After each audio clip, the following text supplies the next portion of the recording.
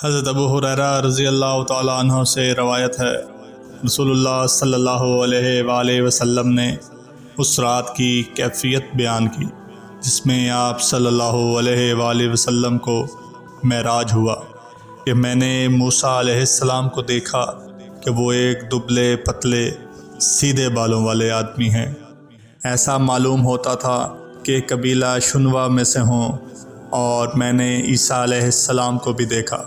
وہ میانہ قد اور نہایت سرخ و سفید رنگ والے تھے، ایسے تر و تازہ اور پاک کہ معلوم ہوتا تھا کہ ابھی غسل خانہ سے نکلے ہیں، اور میں نے ابراہیم علیہ السلام سے ان کی اولاد میں سب سے زیادہ مشابہ ہوں۔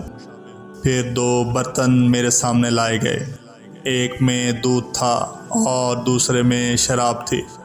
حضرت جبرائیل علیہ السلام نے کہا، دونوں چیزوں میں سے آپ کا جو جی چاہے پیجیے۔ میں نے دودھ کا پیالہ اپنے ہاتھ میں لے لیا اور اسے پی گیا۔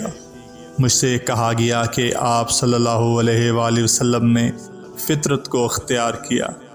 دودھ آدمی کی پیدائشی غذا ہے۔ اگر دودھ کی بجائے آپ نے شراب پی ہوتی تو آپ کی امت گمراہ ہو جاتی۔